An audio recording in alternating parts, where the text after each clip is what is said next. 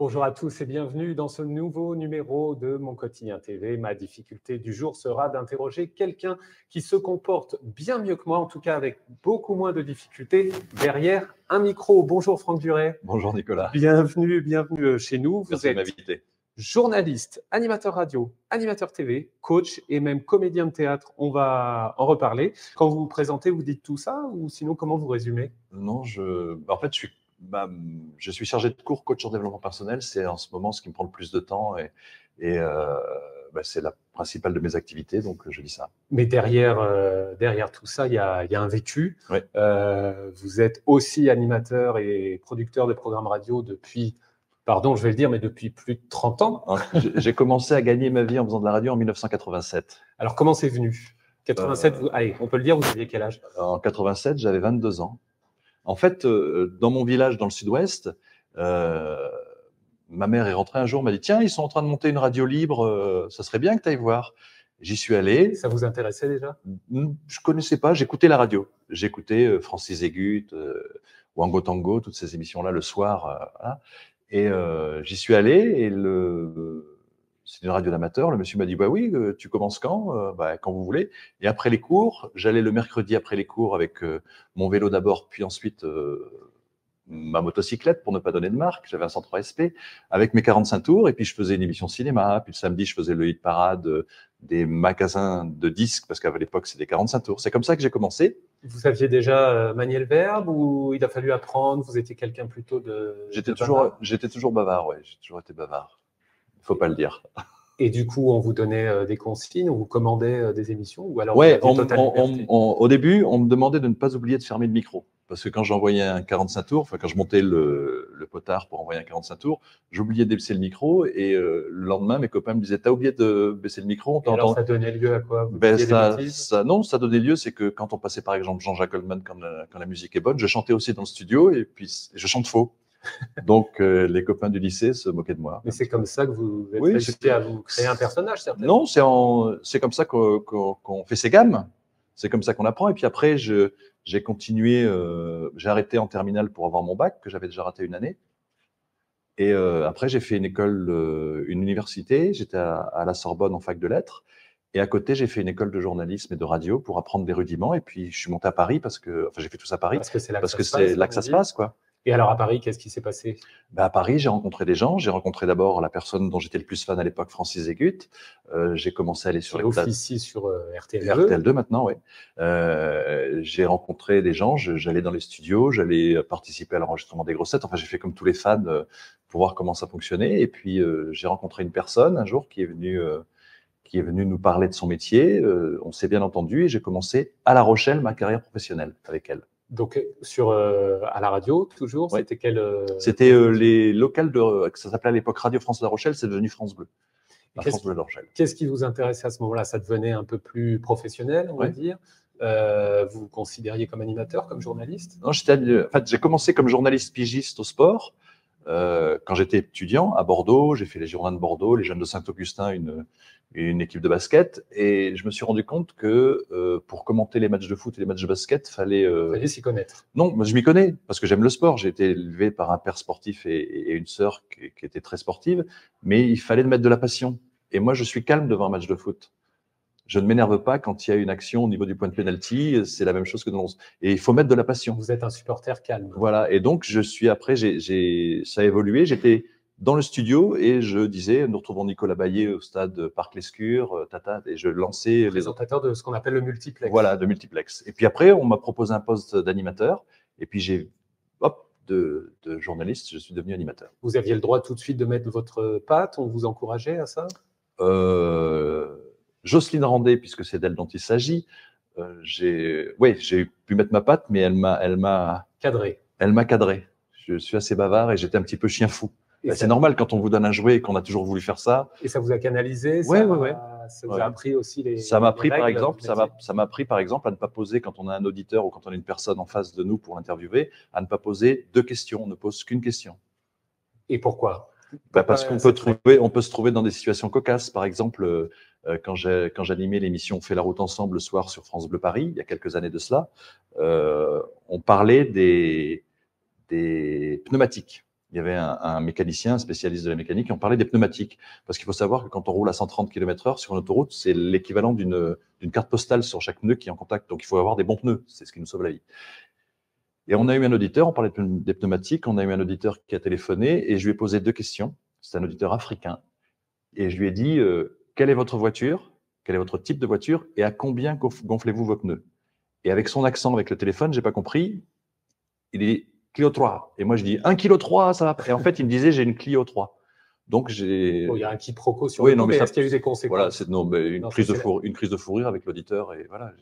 Et vous aviez des retours sur une radio locale d'auditeurs, justement, pour, j'allais dire, évaluer, le mot n'est pas joli, mais vous rendre compte des retombées de votre travail? Oui, oui, parce que en fait, c'était une émission. Il n'y avait pas les réseaux sociaux. Voilà, il n'y avait pas les réseaux sociaux, il n'y avait pas Coyote, ça commençait tout juste, ou les GPS.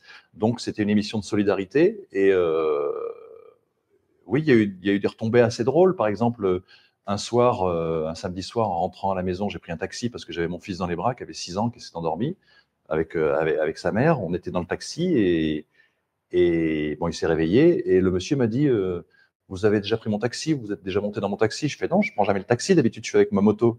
Et en fait, c'était un auditeur. Il écoutait France Bleu Paris et il s'est retourné. Il m'a dit Franck Duret. Et mon fils m'a dit ce jour-là change de métier, je veux pas qu'on te reconnaisse. Il était gêné. Oui, il était gêné. Et vous, qu'est-ce que ça vous a fait? Ben, c'est flatteur. C'est là que vous vous rendez compte de la proximité avec, dire, le monde réel. Mais je pense que oui, je pense que plus on avance dans le temps, plus il y a de mondialisation, plus on a besoin du local. Pour savoir où on va, il faut savoir d'où l'on vient.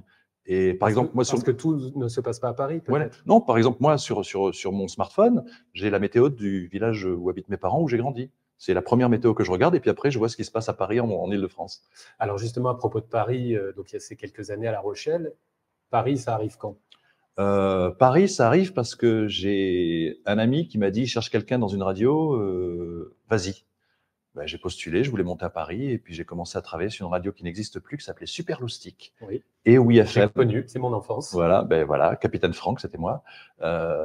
Et j'ai fait Super Loustic, en parallèle WFM, mais WFM, c'est parce qu'il le temps qu'il cherche un vrai animateur, voilà. Parce que j'étais pas dans le mood rock. Mais vous étiez un vrai animateur? Oui, non, mais je veux dire, j'étais pas dans le mood rock. Faut que ça corresponde. Si vous mettez sur une chaîne, une radio musicale où il passe de la dance et de la techno, c'est pas mon style. Pas votre truc. Il faut se sentir bien dans ses chaussures et il faut toujours, quand on est derrière le micro, savoir de quoi on parle. C'est la moindre des choses. C'est mieux. Mais ça vous est arrivé d'y aller sur un sujet? Non. Vous ne maîtrisiez pas trop? Non. Ou de vous retrouver en difficulté? On vous a mis en difficulté à ce niveau-là? Non, j'ai pas souvenir.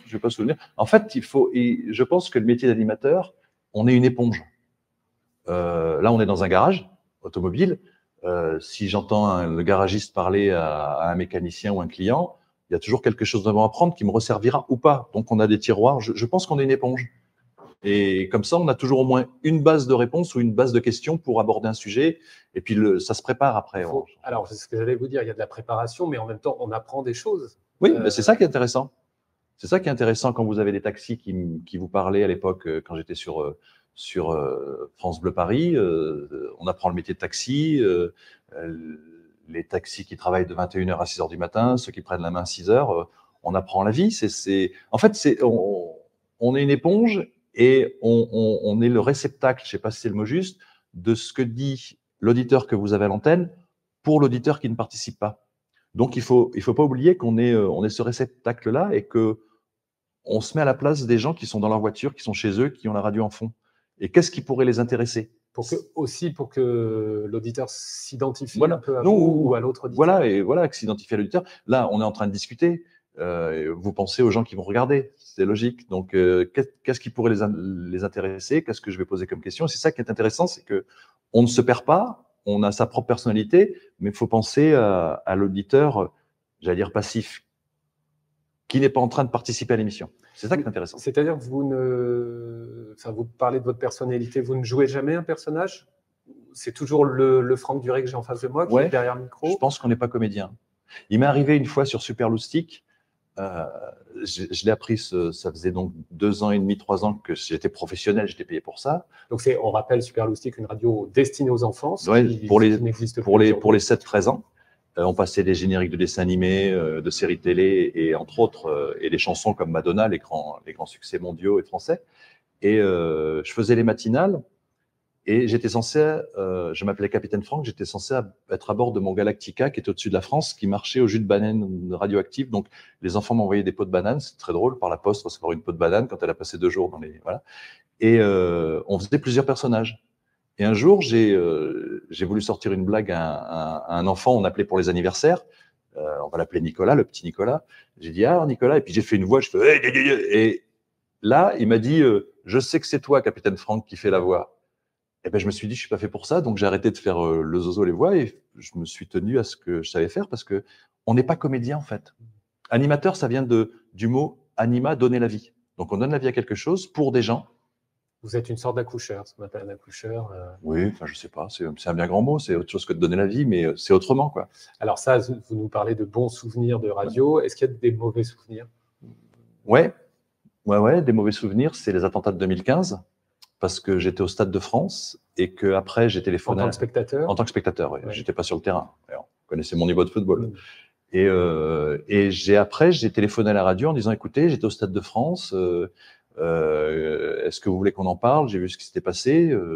Voilà. On découvrait quasiment minute par minute ce qui se passait, hein, le 13 novembre 2015, les attentats de Paris. Et puis on a fait une antenne spéciale sur l'antenne de France Bleu Paris.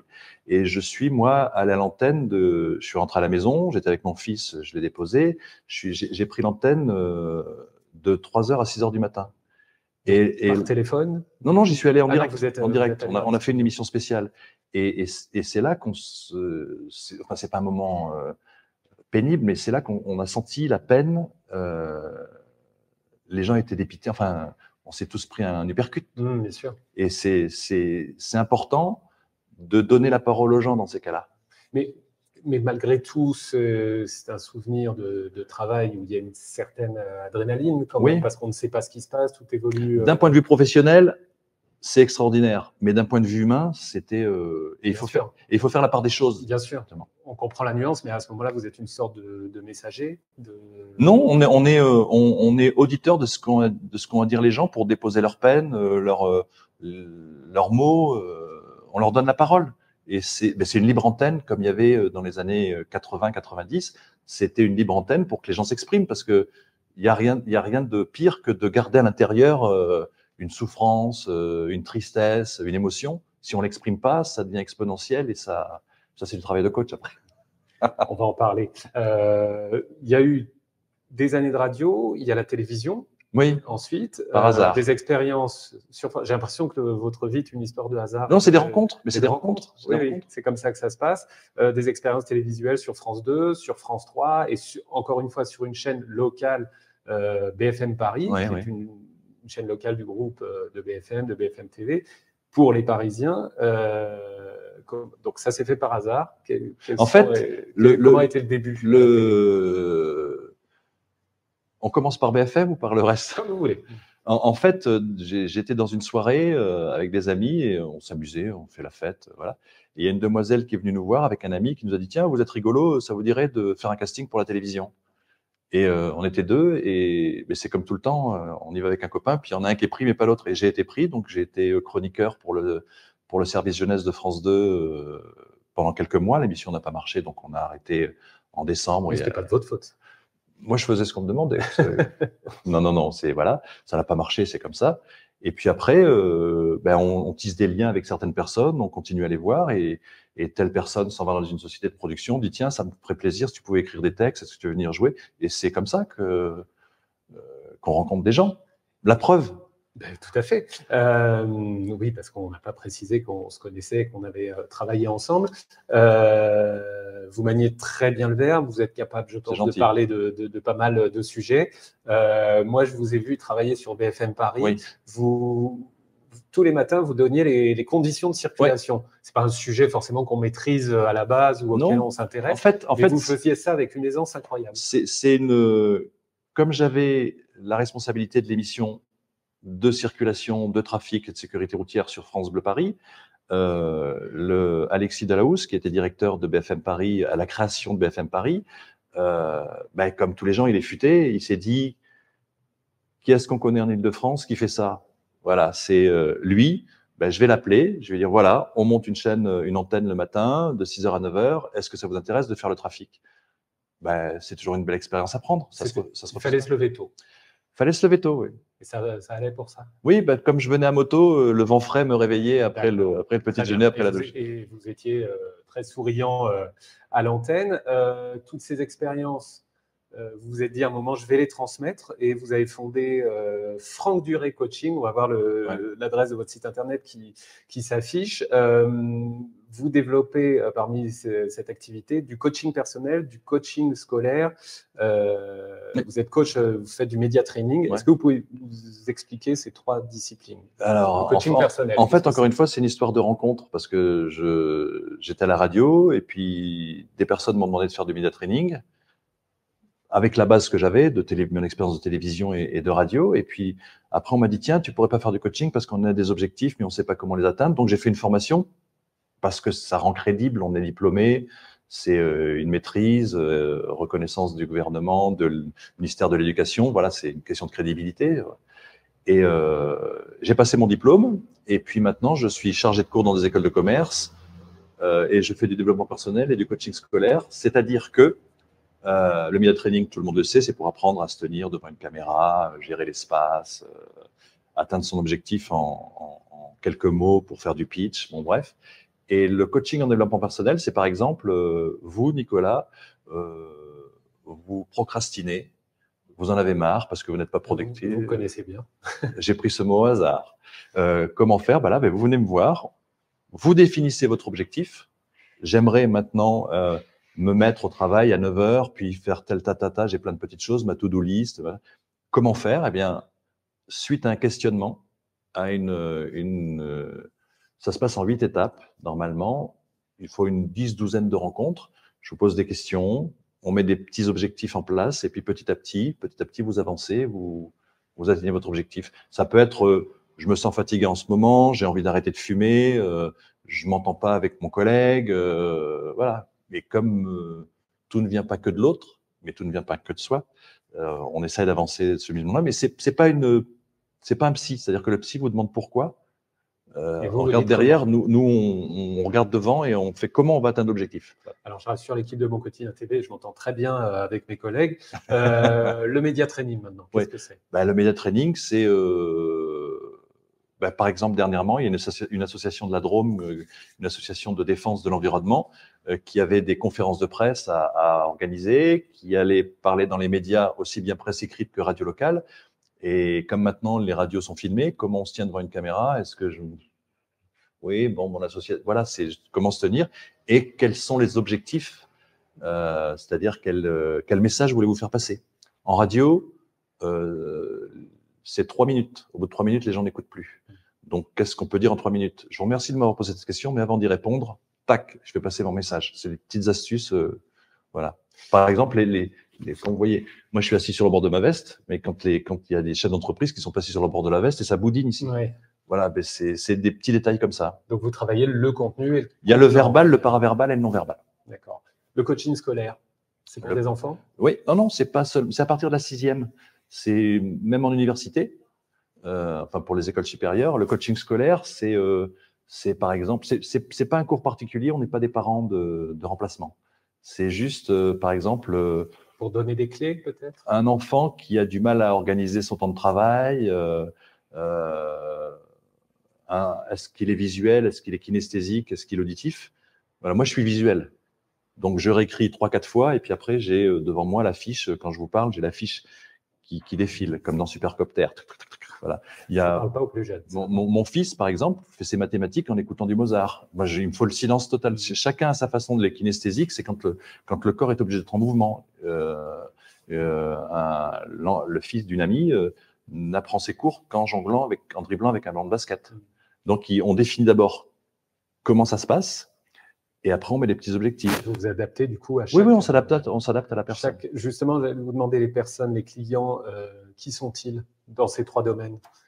Coaching personnel, média training, coaching scolaire? Il n'y a pas de caste. Ça peut être un chef d'entreprise, ça peut être une mère de famille, ça peut être une personne qui veut arrêter de fumer, ça s'adresse à tout le monde. C'est j'allais dire, du cas par cas. Oui, c'est du cas par cas. Sur votre site francdurecoaching.fr, il y a même votre numéro de téléphone, donc il faut bien me contacter après. Contacter facilement. Comment on fait appel à vous? Je viens d'y répondre, mais une fois que vous rencontrez la personne, comment ça se met en place, le projet? Ça dépend de son objectif. D'abord une discussion. Voilà, on définit son objectif, puis après il y a 8 étapes.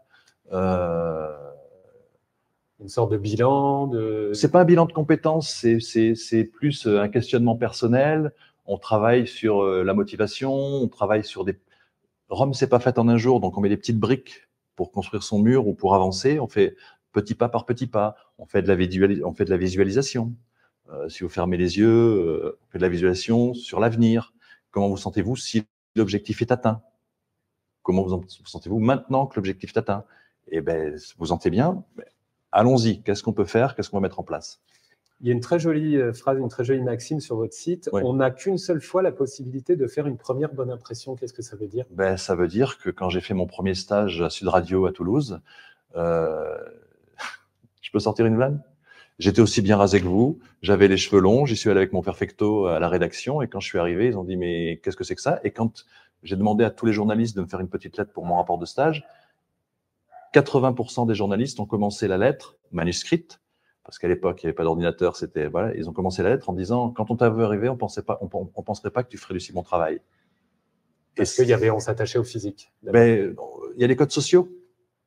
Un animateur qui va travailler en claquette et en short, il est animateur. On se dit, bon, mais un journaliste, c'est plus de crédibilité, c'est du sérieux. C'est bête ou pas, je n'ai pas d'avis. Mais il y a des codes sociaux. Vous me direz à la fin de l'émission si ma barbe. Non, mais je suis pas venu. Vous a gêné. Je suis pas venu en sweatshirt. C'est la moindre des choses d'être respectueux de l'autre et de ce que vous proposez. Je vous promets que la prochaine fois, elle est très bien coupée. Merci beaucoup. Quelle recette de télévision ou de radio vous transférez sur les activités de coaching? Est-ce qu'il y a des passerelles, des petits trucs d'animateurs que vous arrivez à transmettre, à donner? Alors là, en ce moment, je donne des cours dans une école pour préparer ces entretiens. Donc, j'y vais avec une petite caméra vidéo, je les mets en situation. Les étudiants n'ont pas l'habitude de se voir, donc ils pouffent, ils ont honte, ils se rendent compte que finalement, les cheveux ne sont pas bien coiffés, qu'il faudrait faire attention d'enlever sa boucle d'oreille, ils s'en rendent compte eux-mêmes. Ça fait que vous travaillez aussi sur l'attitude corporelle et la gestuelle. Oui, le verbal, le paraverbal et le non-verbal. Si vous avez un étudiant, encore une fois, qui a affalé sur son bureau comme ça, qui vous regarde, qui a les yeux au ciel, et puis vous dites, tiens, je fais un mauvais cours. Non, mais il faut aller les chercher. Et ça prend. Faut être, quand on est dans le monde professionnel, je pense qu'il faut toujours être sous surveillance. On est soi-même, mais il y a toujours une ligne à ne pas franchir. Ça impose beaucoup de remise en question? Non, c'est pas du tout ça. C'est juste de la retenue.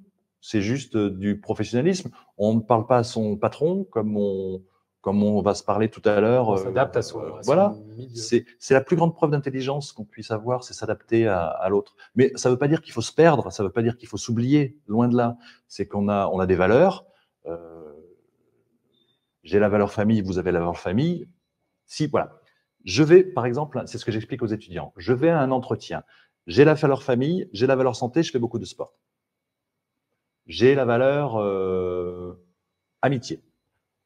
Je rentre dans le bureau de la personne avec qui je vais passer mon entretien. Je vois que au-dessus de son bureau, il y a une photo de Michael Jordan qui est encadrée avec une dédicace. Sur son bureau, il y a une photo de sa femme et de ses enfants. Je me dis, tiens, on a les deux mêmes valeurs. C'est une base de...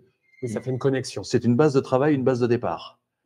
Si je vois que ce monsieur a par exemple un livre sur le vin, je viens de Bordeaux, hop, c'est juste s'adapter sans se perdre et sans s'oublier pour que la connexion se passe bien. Les repères communs, voilà, la connexion se passe bien, on a les mêmes valeurs, on a peut-être les mêmes croyances, on a peut-être les mêmes besoins. Moi, j'ai besoin de travailler, il a besoin d'un salarié et d'un membre. Donc, on essaie de se rejoindre sur le maximum de points possibles. On sent que la transmission, c'est quelque chose qui vous passionne. Qu'est-ce qu'elle vous a apporté personnellement? Vous apportez bien sûr beaucoup à vos clients. J'espère. Voilà. Et à vous personnellement, qu'est-ce que ça vous apporte? Quand on voit que, par exemple, j'ai donné quelques conseils à mon fils quand il a passé son brevet à l'oral. Et quand je vois qu'il a eu la note maximale à l'oral, je me dis, tiens, ça fait plaisir. C'est comme un bon ouvrier qui a installé des fenêtres, qui a fait une bonne peinture. Le chantier fini, il fait pas. C'est moi qui l'ai fait, mais ça fait plaisir. Et votre fils est un client particulier pour vous parce que. C'est pas un client, c'est un coaché. Non, j'imagine. Non, oui, non, oui, non, un mais non, mais coaché, mais c'est voilà. c'est plus difficile parfois de transmettre. Non, mais j'ai pris cet exemple parce que quand on voit que la personne a réussi son objectif, c'est ça qui. J'ai un ami qui est sportif, je lui ai donné quelques conseils de coaching, de mental, parce que je suis en train de travailler sur le coaching mental. C'est encore une autre corde que j'essaie d'ajouter à mon arc. Et je me suis dit, tiens, ça marche, les petits conseils de visualisation que je lui ai donnés. Donc, je commence à creuser dans ce sens-là. Si ça marchait pas, j'aurais arrêté. Et ça fait plaisir de voir que l'accompagnement que l'on a, parce que c'est pas nous qui prenons des décisions dans le coaching. Oui, la clé vient de la personne coachée. C'est la personne qui trouve ses réponses. Et si le coaching n'aboutit pas, on explique bien au début, ça vient de vous. C'est vous qui choisissez. Moi, je vous aiguille, je vous pose des questions. Et si la personne choisit ses réponses, c'est sa réponse. Et quand on voit que la personne est arrivée à atteindre son objectif, c'est ça qui est plaisant. Vous continuez la radio en parallèle, mais est-ce que vous pourriez nous consacrer qu'au coaching à l'avenir? Est-ce que ça vous plairait? Alors, j'ai découvert. On a envie d'être partout. J'ai découvert un mot il y a peu de temps, le mot slasher. Vous savez ce que c'est? Non. Les slashers sont des gens qui font plusieurs choses dans des branches différentes. Et c'est bien parce que le changement d'herbage réjouit le veau. Et ça n'est jamais, je ne veux pas dire qu'on s'ennuie en faisant ça ou ça ou ça, mais ça permet de s'ouvrir l'esprit, et de voir plus large et de prendre des choses qui se complètent. Voilà. Demain, un jeune vient vous voir, vous demande comment on peut exercer votre métier. De coach. Alors de coach, d'animateur. Moi, j'ai l'impression que tout est lié. Oui, tout est lié. Votre parcours. Ouais. Qu'est-ce que vous lui dites? Ben, fonce. C'est un métier. Ce sont des métiers passion. Oui, enfin oui. J'ai cette chance. Je me suis jamais levé le matin en me disant je vais travailler. J'ai réussi à faire de mon loisir. Bon, je joue au foot aussi dans mon village, mais de mon loisir après l'école à en faire mon métier. On m'aurait dit, tu signes au PSG, au Girondins de Bordeaux, à l'Olympique de Marseille, ça aurait été la même chose. Je me suis jamais levé en me disant, je vais travailler. Non, c'est du plaisir. Du plaisir, et vous en vivez. Oui.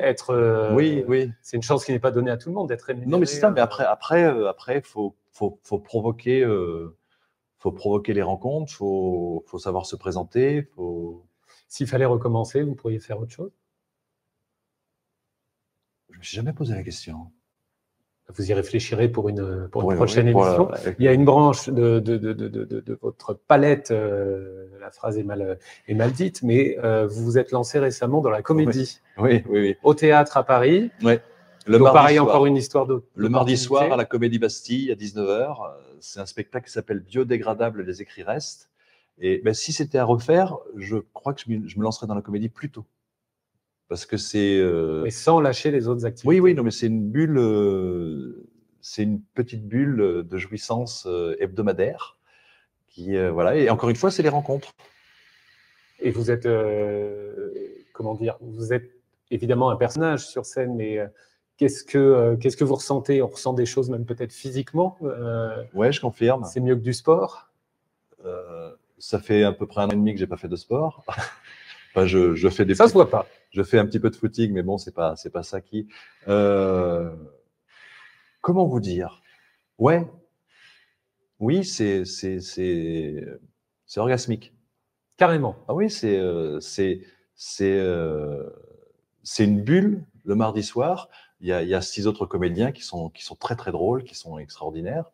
Et moi, je suis arrivé par-dessus. Je suis pas comédien. En fait, je suis le maître de cérémonie de la soirée et je joue un rôle. C'est une lecture de texte. Et on lit les autobiographies d'artistes, Sheila, Julio Iglesias, Claude François et autres. Et je suis arrivé là-dedans avec des comédiens professionnels, puisqu'il y en a un qui joue dans Edmond, il y a un comédien, Nicolas Martinez, qui est dans HPI, Virginie Pradal en ce moment qui joue avec Isabelle Mergo. Donc c'est vraiment des gens qui ont de la bouteille. C'est vous le petit débutant. En fait. Ah oui, mais